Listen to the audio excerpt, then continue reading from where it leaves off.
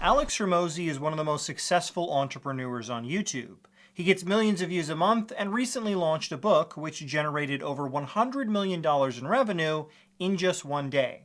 So when I found out that Alex is platforming and making profit off of a convicted rapist, I was a bit alarmed that he would allow something like this to happen.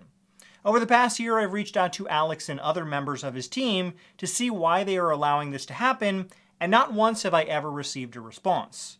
Now, before we get into the Alex Hormozi connection, let's go over who the actual sex offender is. That individual is named Jack Densmore, and at one point he was a very successful YouTuber. His first channel was originally named Life of Jack, and he would go around and interview drunk college students, recording them, while most of them had no idea what was really going on. Is this gonna be like, oh yes, first. Pornhub? Wait, is this YouTube? Yeah. Oh!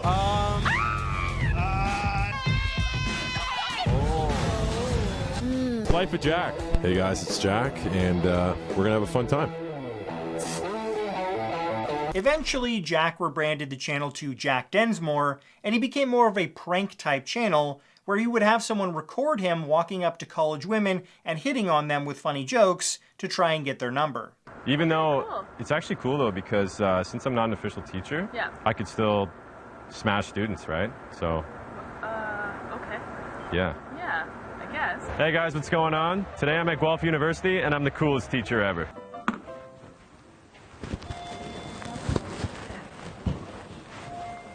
Hey. Hi. Heard you're a bad girl. Is that true? Do we have to be quiet in the library? I don't care. Okay. This is my library. Okay. So, what time should I pick you up later? Here, give me your phone. We'll make this quick. I gotta teach a bunch of idiots in like 30 minutes. Here. I'm looking for bad girls. This was initially very successful for him, but eventually the pickup and prank type videos fell out of favor, and in 2022, Jack started a new channel named Denmo, where he wanted to be taken more seriously and produce higher quality entrepreneur type videos that his other audience wasn't really interested in. This is a look at the entrepreneurial life and grind in maintaining a high-level YouTube channel, being a content creator, essentially. It's also just a catch-up video for all of my fans from over the years. So the first half of this video is going to be introducing this new Denmo channel and why I decided to start a new channel. I already had 850,000 subscribers. Why would I start over? Seems kind of crazy, right? And then again, I have started like 7 or 8 different channels. So yes, I am definitely crazy. I needed to take the pressure off of myself. After switching from vlogs to interviews to pickup lines to movies to pranks to TV series to interviews, back to pranks, etc., basically led to super high expectations from everybody. When I dropped a prank, everybody wanted the drunk interviews. When I dropped a pickup line, everybody wanted Virgin Squad. Basically, I had 4 to 5 different fan bases, all selectively choosing which videos to watch, which not only hurt my views because people would only tune in for like one type of video, but it also put a tremendous amount of pressure on me to please everybody. He did post content talking about growing a business from time to time, but his new channel eventually devolved into just a men's help red pill channel where he would tell men how they can fix their lives so they can eventually be able to hook up with as many women as they wanted, just like he apparently can. Now look, I know you guys always come to this channel because I'm handsome and I have a deep voice and a big pee-pee, but I'm actually more than that. I also have big brains. And today I'm gonna share just a little bit of my big brain with you. I'm gonna explain how I make a stupid amount of money each month by using leverage. And I use this money that I do make selfishly so that I can work as little as possible. Now, all of his new content was designed to funnel people to his dating course, where the real money was to be made, and he was making tons of money selling this dating course, eventually becoming a millionaire because of it. We'll look more into the dating course in a minute, but behind the scenes, Jack's life was unraveling.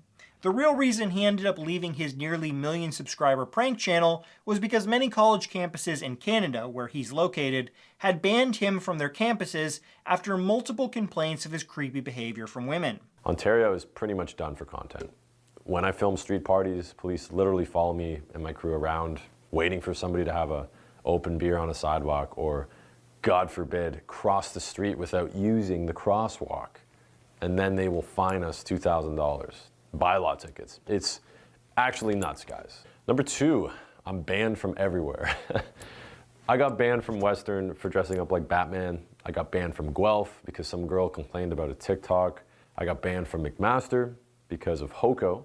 I got banned from Queens for getting a virgin a haircut. I got banned for Brock from, I don't even know. I can't even remember. It was so long ago. But to be honest, like, all these bans are ridiculous. I understand the Batman one, I guess, but realistically, all I'm doing is filming funny stuff and visiting campuses. Jack's troubles were only starting, though, because in mid-2024, Jack was accused of sexual assault by one of the many women he had hooked up with. A college student had agreed to go on a date with Jack, which initially involved a hike. However, that didn't pan out, and they eventually went back to his place to watch a movie. They started to consensually hook up until Jack decided to pull out his phone and record the woman against her consent. The woman became uncomfortable being recorded and did not want to film a sex video with Jack, so she decided to leave. However, Jack decided to continue and forced her to perform oral sex on him before eventually forcing her into intercourse as well. A man accused of sexually assaulting a former McMaster student on video told a Hamilton court today the reason why he decided to record the alleged sexual assault. Maria Saru joined us earlier with more. A central point in today's cross-examination was a video Densmore says he began to film before getting consent. This is the first of 2 sexual assault trials he faces, but Densmore and his family seem to be in good spirits on their way out of court today.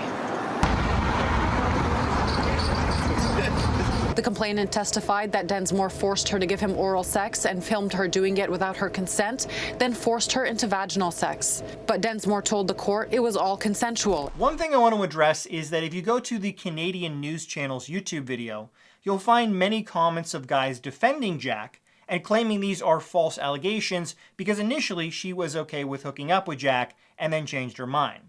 This is a very idiotic argument being made by people who don't understand consent or the law at all. If someone agrees to have sex with you, that does not mean they consent to being filmed performing sex acts.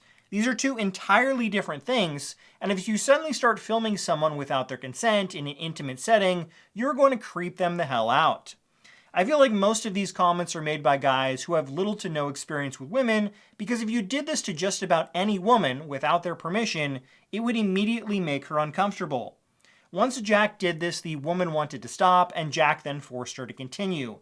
This is rape, and if you don't understand that, you have a serious lack of understanding what is acceptable behavior. Unfortunately, many guys in the red pill community believe that you can record women performing sex acts without their consent or knowledge, and this will prevent you from later being accused of assault. However, this isn't even remotely true. Recording someone performing sex acts against their will, or even just secretly without their knowledge, is 100% illegal. Even if it's in your own home, and even if you live in a one-party consent state, that is illegal, and it will land you in very serious legal issues and possibly felony charges.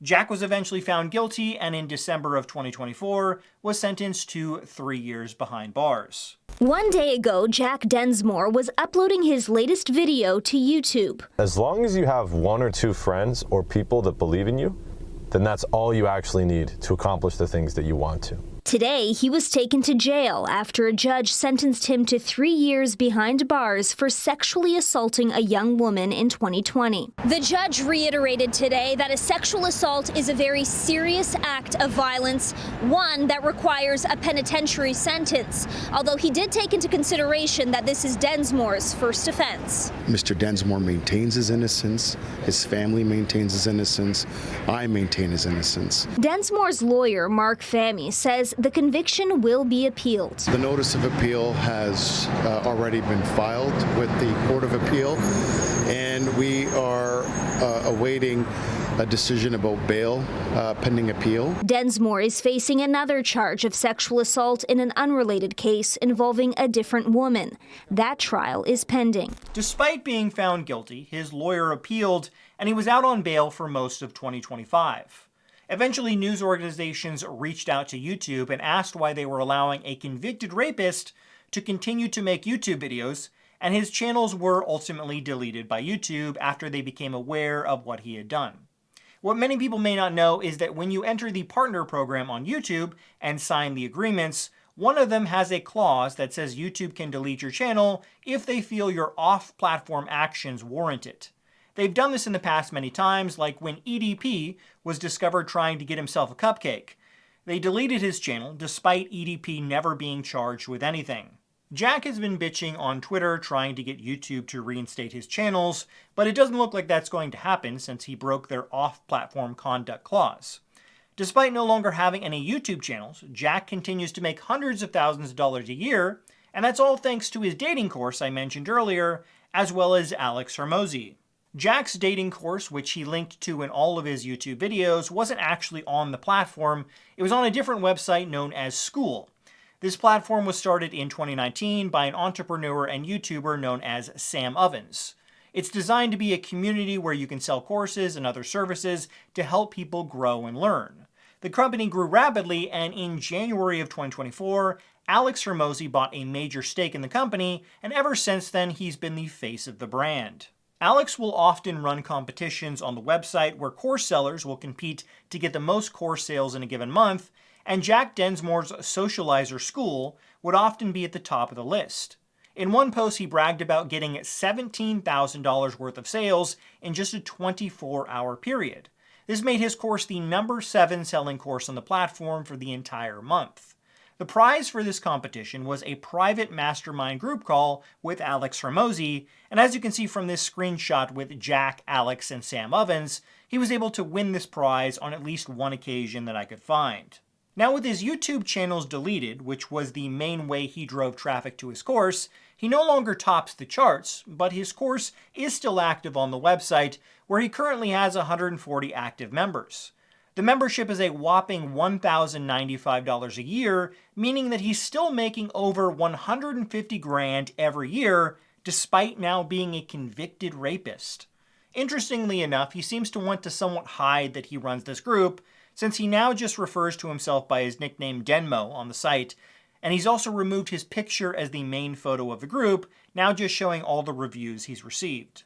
Now for me personally, I feel it's an incredibly bad look to have a convicted rapist selling a dating course on a platform named Skool, which is why I've repeatedly reached out to Alex Hormozi and other members of the team to let them know. All the way back in January of 2025, when I first became aware of this, I sent a DM to Alex Hormozi, as well as Sam Ovens over Instagram, to let them know they have a sex offender selling a course on their platform, and they should probably look into that. Unfortunately, I was only met with silence. Eventually, I tried to reach Alex through Twitter DMs, and even sent an email to the Skool company as well. Again, I never received a response. Eventually, after multiple attempts to reach out to the founders of Skool privately, I decided to do it publicly with a tweet I sent out tagging both Sam Ovens and Alex Hormozi, asking them why they were continuing to profit off of a convicted rapist selling a course on their platform. Again, no response. It's possible that both of them just pay no attention to the multiple times I've contacted them about this, or maybe they're just okay with a sex offender selling a course on the platform. If that's the case, maybe they can use that in future advertisements for the website. A good tagline they could use would be Skool, a great place for predators. Keep in mind that Jack Densmore had his day in court and he was found guilty. Ultimately, when YouTube was made aware of the heinous acts he committed, they deleted his channels from the platform, and I find it quite gross that Skool has continued to allow him to make over $100,000 a year on the platform, almost a full year after he was convicted of sexual assault. Ultimately, I would think Alex Hormozi would not want his name attached to such a terrible act and be profiting off this horrible person, but let me know in the comments below if you think Alex and the Skool team should take action to remove Jack from the platform or continue to profit off of a convicted sex offender.